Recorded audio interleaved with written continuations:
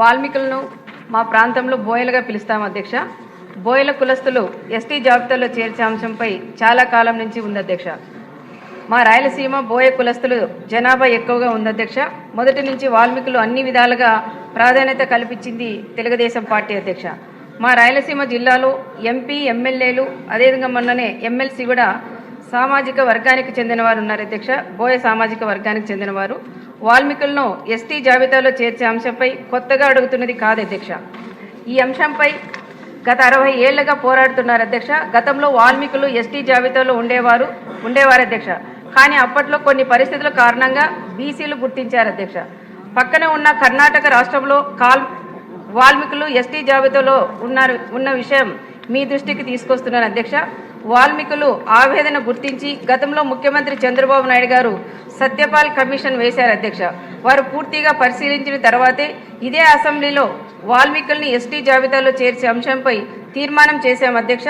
అంతేకాకుండా ఆ తీర్మానాన్ని కేంద్రానికి కూడా పంపాం అధ్యక్ష. కానీ ఆ తర్వాత వచ్చిన జగన్ ప్రభుత్వం వాల్మీకులకు ద్రోహం చేసేలా వ్యవహరించింది అధ్యక్ష. వాల్మీకి బోయల్ని ఎస్టీల్లో చేర్చే విషయంపై ఏకసభ్య కమిషన్ను ఏర్పాటు చేసింది అధ్యక్ష.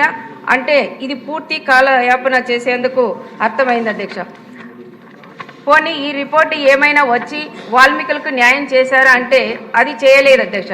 కేంద్రంపై ఒత్తిడి తెచ్చి వాల్మీకి బోయల చిరకాల కోరిక నెరవేరేలా చూడాల్సింది పోయి రాజకీయ కుట్రతో సమస్యను మరింత పెంచింది అధ్యక్ష. పైగా బోయల్ని ఒక ప్రాంతంలో ఒకలా చూసే విధంగా వ్యవహరించింది అధ్యక్ష. బోయల పరిస్థితి తెలుసుకోవడానికి కొత్తగా కమిషన్ అవసరం లేదన్నది మా అభిప్రాయం అధ్యక్ష. ఇప్పుడు మళ్ళీ ముఖ్యమంత్రిగా చంద్రబాబు నాయుడు గారు ఉన్నారు కాబట్టి కేంద్రానికి పంపిన అసెంబ్లీ తీర్మానాన్ని పరిశీలించి వాల్మీకుల్ని ఎస్టీ జాబితాలో చేర్చాలని విజ్ఞప్తి చేస్తున్నాను అధ్యక్ష. మాకు బోయలతో ప్రత్యేక అనుబంధం ఉంది అధ్యక్ష. అయినా ఇప్పుడు ఎస్టీలో ఏమాత్రం ఇబ్బంది లేకుండా బోయలను కూడా ఎస్టీ జాబితాలో చేర్చాలని కోరుతున్నాం అధ్యక్ష.